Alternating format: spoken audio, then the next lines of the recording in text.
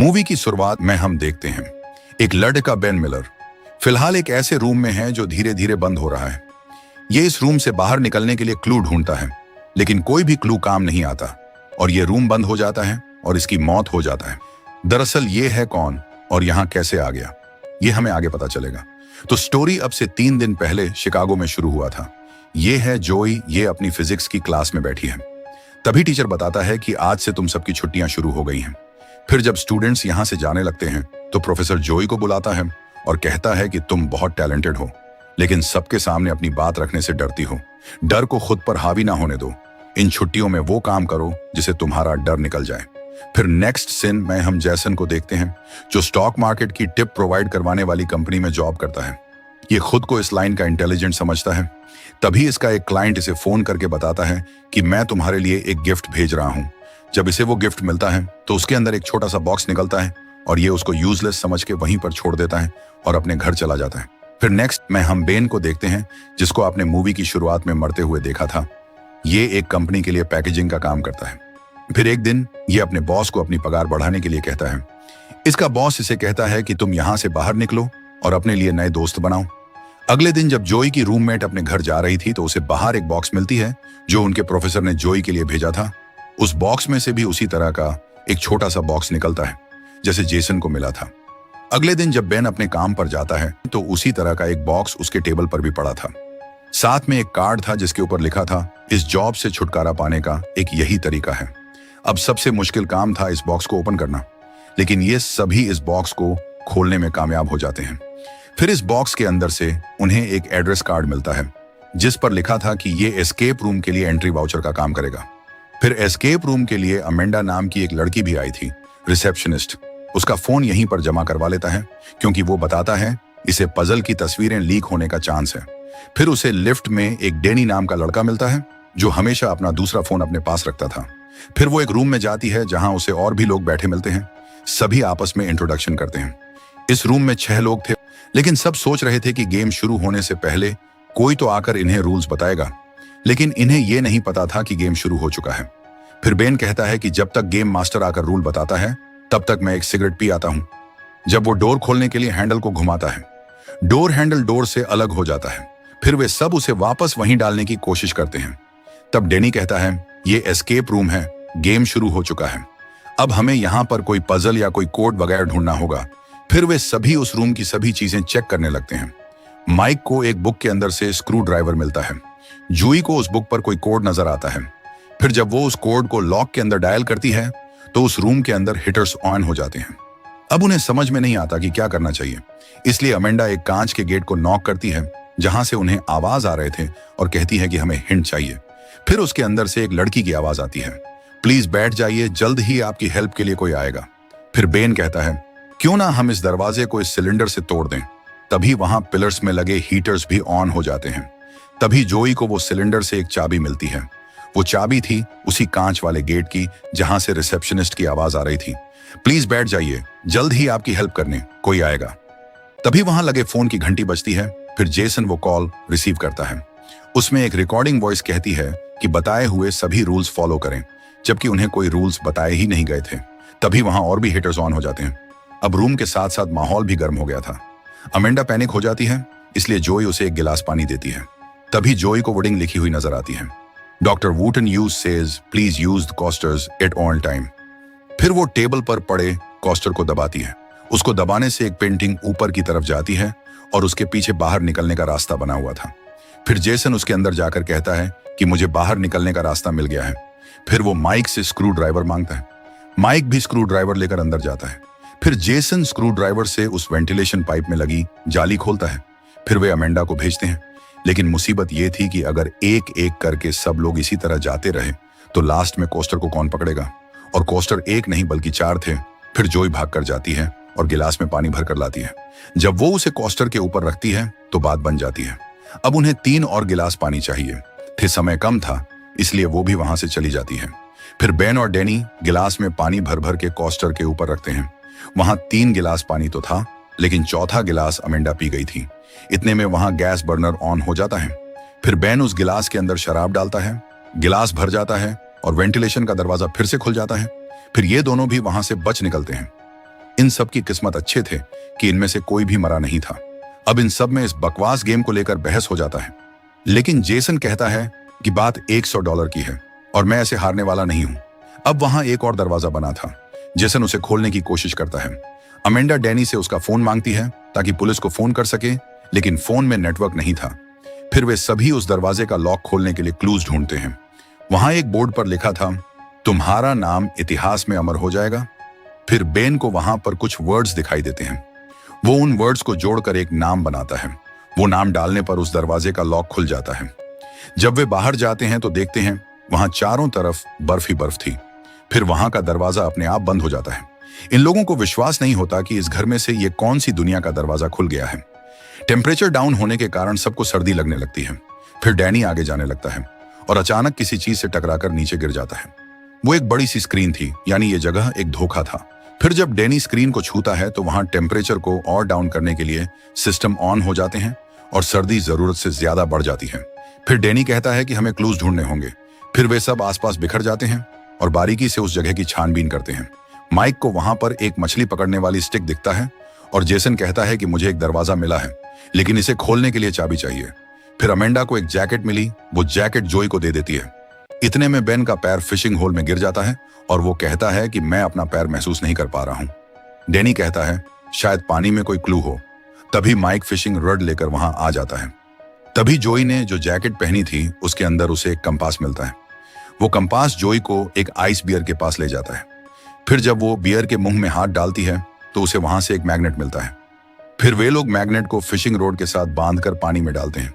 फिर पानी में से उन्हें एक लोहे का शिकंजा मिलता है जिसके अंदर बर्फ जमी हुई थी और उसके अंदर एक चाबी थी। वे उसे तोड़ने की बहुत कोशिश करते हैं, लेकिन वो नहीं टूटती। फिर वे बैन से उसका लाइटर मांगते हैं। बैन लाइटर फेंक देता है। जब डैनी उस लाइटर को उठाने जाता है तो नीचे से बर्फ टूट जाता है और वो पानी में गिर जाता है। वे सब लोग उसे बाहर निकालने की बहुत कोशिश करते हैं, लेकिन उन्हें पता ही नहीं चलता कि डैनी गया कहां। बैन का लाइटर भी डैनी के साथ ही डूब जाता है। अब उनके पास दो रास्ते थे, या तो वे डैनी की मौत का गम मनाएं या फिर खुद की जान बचाएं। फिर जेसन कहता है कि अगर किसी को हाइपोथर्मिया हो गया तो उसका दिमाग काम करना बंद कर जाएगा। अजीब अजीब से ख्याल आने लगेंगे, इसलिए इस बीमारी से पहले खुद को यहां से बाहर निकालो।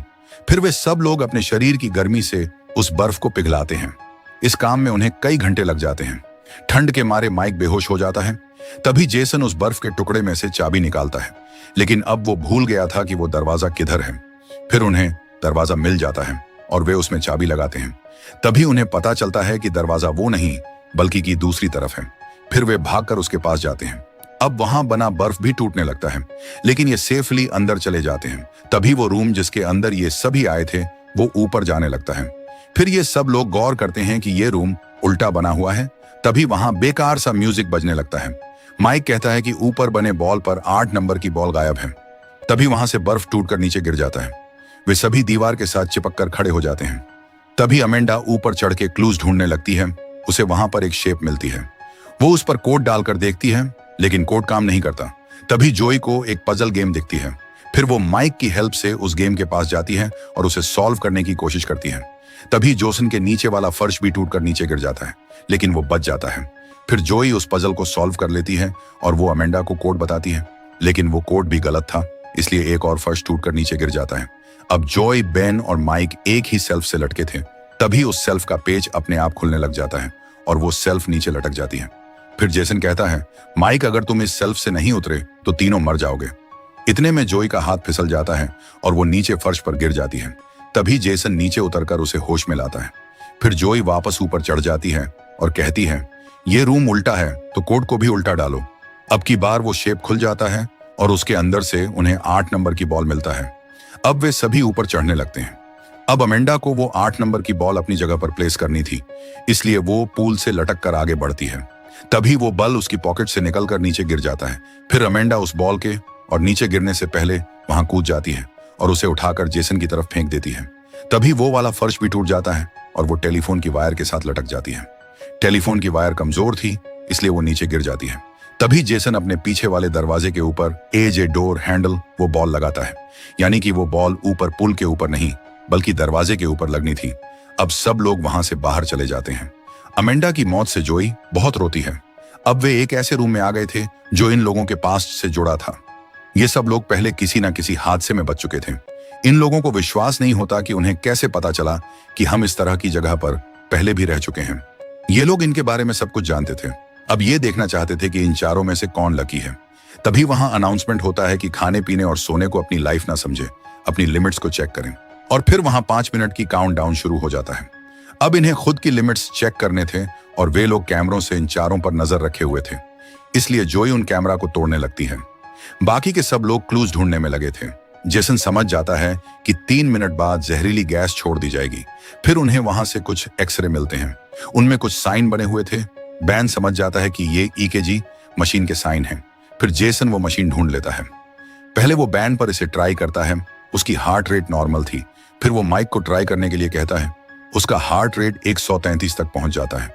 फिर जेसन माइक को कहता है कि हमें तुम्हारी हार्ट रेट और तेज बढ़ानी होगी, और मना करते करते भी वो उसके छाती में करंट लगा देता है और हार्ट रेट 212 तक पहुंच जाता है। जेसन फिर से एक बार ट्राई करता है, लेकिन अब की बार माइक मर जाता है। अब उनका टाइम खत्म हो गया था, इसलिए जहरीली गैस छोड़ दी जाती है। फिर जेसन खुद पर वो मशीन टेस्ट करता है और अब की बार उसे समझ में आ गया था कि हार्ट रेट ज्यादा नहीं बल्कि कम करनी है। वो खुद की सांस रोककर अपनी हार्ट रेट नीचे लाने की कोशिश करता है। उसकी हार्ट रेट 50 तक आ जाता है और मिशन कंप्लीट हो जाता है। तभी वहां एक और छोटा सा दरवाजा खुल जाता है। जेसन बिना समय गवाए वहां से निकल जाता है। बेन जोई को लेने जाता है, लेकिन वो आने से मना कर देती है। वो अब भी उस रूम में लगे सभी कैमरे तोड़ रही थी। बेन वहां से चला जाता है। तभी वो दरवाजा बंद हो जाता है और जोई बेहोश होकर नीचे गिर जाती है। बेन को जोई के लिए पछतावा होता है। जेसन कहता है कि यह डिसीजन उसकी खुद की थी। अब उन्हें इस अजीब से कमरे से बाहर निकलना था, इसलिए वे यहां भी क्लूज ढूंढते हैं। तभी उन्हें वहां एक हैंडल दिखता है। फिर वे दोनों मिलकर उसे घुमाते हैं। उस हैंडल पर कुछ लिक्विड लगा हुआ था जो उनके हाथ पर लग जाता है। अब उनका सिर चकराने लगता है और उन्हें सब कुछ अजीब अजीब सा दिखने लगता है। अब इन्हें और भी क्लूज ढूंढने थे। बेन गुस्से में दीवार पीटने लगता है। तभी वहां से उसे एंटीडोट मिल जाता है। एंटीडोट 1 था और लगाने वाले 2, इसलिए दोनों में हाथापाई हो जाता है। हाथापाई कई देर तक चलता है। फिर जेसन के सिर पर दीवार का कोना लगता है और वो बेहोश होकर नीचे गिर जाता है। फिर बेन जल्दी से उठता है और खुद को एंटीडोट देता है। अब वो बिल्कुल ठीक हो जाता है। फिर वो वहां से बाहर निकलने का दरवाजा ढूंढता है। उसे दरवाजा मिल जाता है और वहां से वो उस रूम में जाकर गिरता है जो हमने मूवी की शुरुआत में देखा था। वहां पर एक लॉक बना हुआ था जिसके आसपास 10 अंक बने हुए थे। अब इनमें से कोई सही 4 अंक स्लाइड करके लॉक के अंदर डालना था। तभी दूसरी तरफ हम देखते हैं कि जिस रूम में गैस छोड़ दिए गए थे वहां 2 आदमी सफाई करने के लिए आते हैं। उनमें से एक आदमी दूसरे से पूछता है, ऑक्सीजन मास्क लटका पड़ा है, क्या किया होगा इसका। तभी जोई उठती है और उन दोनों पर टूट पड़ती है और मारकर उन्हें बेहोश कर देती है। फिर वो उनकी गन उठाकर रूम से बाहर आ जाती है। दूसरी तरफ वो रूम जिसमें बैन था धीरे धीरे बंद हो रहा था। फिर बैन जलती हुई चिमनी में घुस जाता है और खुद की जान बचाता है। फिर वो उस रूम से बाहर आ जाता है। वहां इस सारे गेम को कंट्रोल करने का सिस्टम लगा था। फिर वहां एक आदमी आता है। वो बेन को बैठने के लिए कहता है। बेन पूछता है, तो तुम हो वो कसाई जिसने हमारे साथ मौत का खेल खेला। वो आदमी कहता है, मैं तो गेम मास्टर हूं, ये पजल रूम्स तो किसी और ने बनाए हैं। फिर बेन उसे कहता है कि मैं जीत गया हूं, मुझे मेरी इनाम की रकम दो ताकि मैं यहां से चला जाऊं। लेकिन वो आदमी कहता है कि जब कोई रेस का घोड़ा जीतता है तो क्या उस घोड़े को इनाम मिलता है। फिर वो एक तार से उसका गला घोंटने लगता है। वो आदमी बेन को मारने ही वाला था। इतने में वहां जोई आ जाती है और उस आदमी को गोली मार देती है। वो आदमी छिप जाता है। फिर वो चुपके से जोई के ऊपर हमला कर देता है, लेकिन अब की बार बेन उस पर हमला कर उसे मार देता है। फिर वे दोनों उस जगह से बाहर चले जाते हैं। फिर जोई बेन को हॉस्पिटल लेकर जाती है और पुलिस को लेकर वापस उसी बिल्डिंग में आती है। बिल्डिंग के अंदर जाने पर उन्हें कुछ भी नहीं मिलता। बस ऐसा लग रहा था जैसे कई सालों से ये बिल्डिंग बंद पड़ी है। जोई के लाख बार समझाने पर भी पुलिस वाले उसकी बात नहीं सुनते और वहां से चले जाते हैं। अब इस घटना को 6 महीने बीत जाते हैं। जोई बेन को मिलने के लिए बुलाती है और उसे बताती है कि हमारे साथ जितने भी लोग थे जो उस गेम के दौरान मारे गए थे, उन सब की मौत को दुर्घटना साबित कर दिया गया है। कोई हार्ट अटैक से, तो कोई पहाड़ से गिर के, या कोई पानी में डूबकर मर गया। इस तरह की फेक न्यूज उनके बारे में छापी गई थी। फिर जोई कहती है कि मैंने इस गेम बनाने वाली कंपनी का पता लगा लिया है, वे मैनहट्टन में है। अगले हफ्ते हम दोनों वहां चलेंगे। मैंने दोनों की प्लेन टिकट्स ले ली है। बेन जाना नहीं चाहता था, लेकिन फिर भी वो जोई की बात मान लेता है। अगले सीन में हम देखते हैं कि एक एरोप्लेन के अंदर भी इसी तरह की गेम चल रहा था। दरअसल ये गेम नहीं बल्कि गेम की टेस्टिंग था, जिसमें से किसी का जिंदा बचकर निकल पाना लगभग नामुमकिन है और ये गेम स्पेशल जॉय और बेन के लिए प्लान की गई थी। अब इन गेम मेकर्स को किसी तरह से उन दोनों को यहाँ पर लेकर आना था और उसके बाद ये गेम फिर से शुरू होगी। तो दोस्तों, अगर आप चाहते हैं कि मैं इसका नेक्स्ट पार्ट लेकर आऊं तो प्लीज वीडियो को लाइक और चैनल को सब्सक्राइब कर देना और बेल आइकन दबाना मत भूलना, ताकि जैसे ही नेक्स्ट पार्ट आए आपको पता चल जाए। तो मिलते हैं नए दिन नई वीडियो के साथ। धन्यवाद।